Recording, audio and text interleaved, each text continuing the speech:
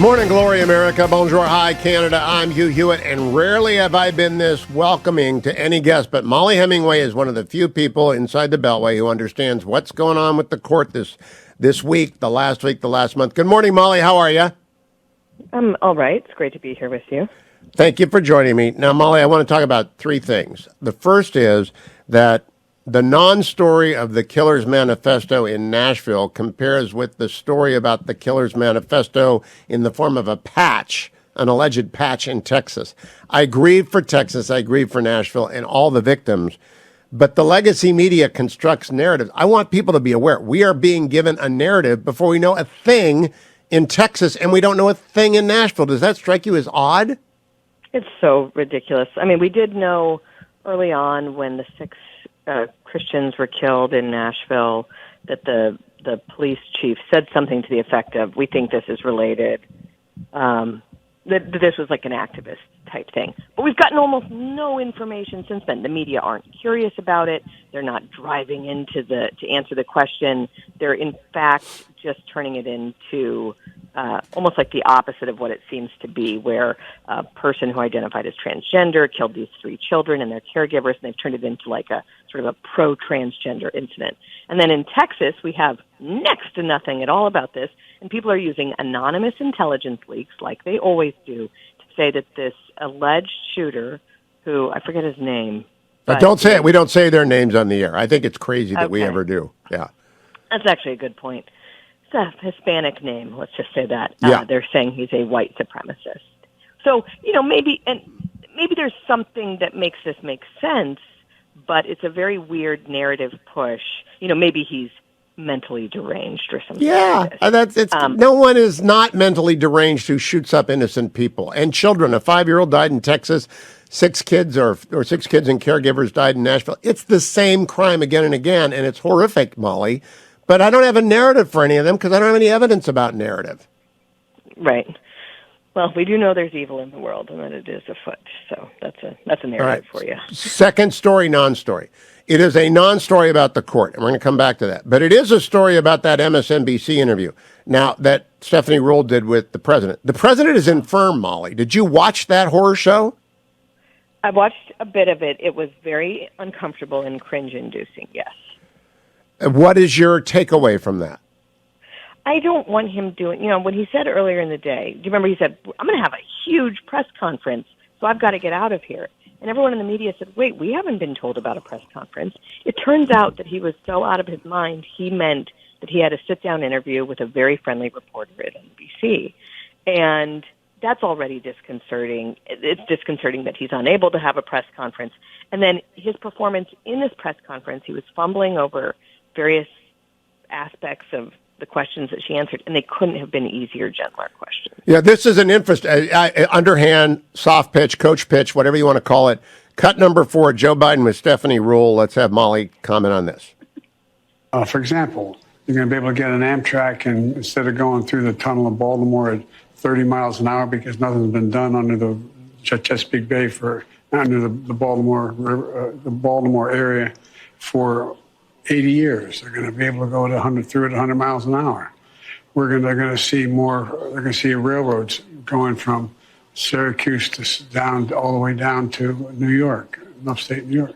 Anyway, to the city. But I guess what I'm saying, I think we're going to see Mollie, is move. Stephanie Ruhle, what do you think she's thinking at that moment? I know Stephanie. I was on an MSNBC. I had to do my time at MSNBC.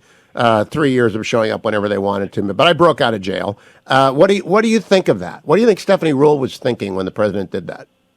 I have no idea. I mean, we just went through that campaign where everyone in the media said that John Fetterman was able to speak perfectly clearly, and when one reporter said he's actually having trouble, hearing my questions or understanding them, everyone got mad at the reporter. So we all know what's going on here. I mean, I'm not judging Joe Biden for being old. If we're blessed to get that old, we might suffer from the same decline. But I think most of the corporate media think their job is to cover things up rather than report honestly and accurately about the state of our current president. And it's infirm, and it's dangerous. Now I want to go to the court.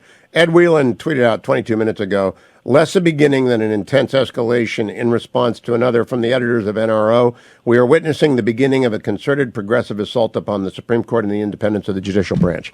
I was on Fox News on Friday night. I said, this is a fake story. There is no story here. The court's statement, 9 justices signed it. They adopted the 1991 rules. They live by it. They make mistakes. They have omissions. They amend it. There is nothing to the Gorsuch story, nothing wrong with what Clarnece Thomas accepted or didn't accept from Harlan Crow. What do you think they're trying to do? They're attacking the legitimacy of the court because it's the last institution that they don't control. And they're using these ridiculous stories. My colleague David Harsanyi calls it Potemkin journalism. There are a few little things that may or may not be factual, made to seem as if they are a big story. Like, you read the story and it sounds like, oh, well, someone has this wealthy friend. That's not good. And then you look through the details and you're like, well, actually, it's not illegal to have a wealthy friend. No one's alleging any wrongdoing by the justice. No one can point to the rule that was violated because no rule was violated. So you step back and you say, wait a minute. Why are all these papers pushing the same narrative at the same time with the same goal of delegitimizing the court? And that's because our propaganda press is in cahoots with very nefarious forces on the left who are trying to delegitimize the court any way they can. And there's nothing about the court that is different right now except that it has a slightly conservative majority ruling in a way that many people in our elite circles don't like right now. And so now, my theory, Mollie, I'll test this out on you, is that West Virginia versus EPA, far more than Dobbs, scared the court. They scared the left. They expected Dobbs. They did not expect an attack on the administrative state. They did not expect Loper Bright, the grant of cert on Chevron. They do not expect what 6 justices can do, which is dismantle the administrative state. So they're trying to slow down the train by, I think they're making a huge error in judgment here by trying to intimidate the court. Do you think it's going to work? I hope it does not work. You are exactly right that this terrifies them. In some ways, it's bigger than even their signature issue of abortion that they support for reasons that are not entirely clear. Because by taking on the administrative state, you take on the entire means by which the left has subverted the Constitution and handed it over to an unaccountable extra-constitutional body of the administrative state. It threatens every program, every aspect of their politics. And so they are terrified that their unconstitutional order is about to go away or could begin to go away. And so they're doing what they've done previously with their attacks on the court for abortion-related reasons, which really do go back, to Bork and actually beyond Bork. Now, cut 16, Dick Durbin on with Jake Tapper. Cut 16. Can you point to any specific action that you think Justice Thomas has taken on the court that you think was influenced by any of this? Well, of course, you can connect the dots and draw your own conclusions from them. Mollie, the answer is no. It's just no. And good on Jake for answering the question. It's no. There's nothing. In fact, the court gave up ground, in my view, when they said we stick to the 12% limit on outside income or whatever the limit is. They don't have to. It's not in the Constitution, but they do, and they do disclosure that they voluntarily adopted. I just wonder if there's an end game other than intimidation. Because they're not going to get through expansion of the court, and they're going to make the court the central issue in 2024 if it's not the infirmity of the president. I think this is stupid on their part.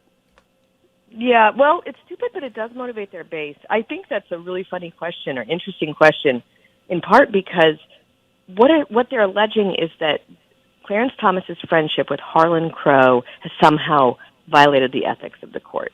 Well, I don't know Harlan Crow, but he's one of these very wealthy, sort of squishy Republican types. So what's funny is, they should hope that he would influence Clarnece Thomas. Because if Clarnece Thomas is one of these super principled, it does not matter the topic, he is going to hold to principle. And if they should want him to be influenced by someone who's closer to them than he is. But it shows, in fact, that he can have a friendship with someone with different politics than he has, and it doesn't affect him because he is unflappable about these things. You can see every one of his decisions. You can read his thoughts and commentary going back to when he was head of the EEOC. The man is consistent. He is Gibraltar. And by the way, they're having the wrong, they're doing exactly the opposite, I think, on the Chief Justice, Brett Kavanaugh, whoever. They're never going to move Alito either. They're not going to move any of them. They're not going to do a thing except make the hurry up Supreme Court take more cases like Loper Bright, overturn Chevron, and move out, reinvigorate the Fifth Amendment, do a bunch of stuff. Mollie Hemingway, always a pleasure. MZ Hemingway on Twitter, one of the voices of reason, like Ed Whalen and a few others, on the fact that there is no story here. There's no story. There is an activist media. Stay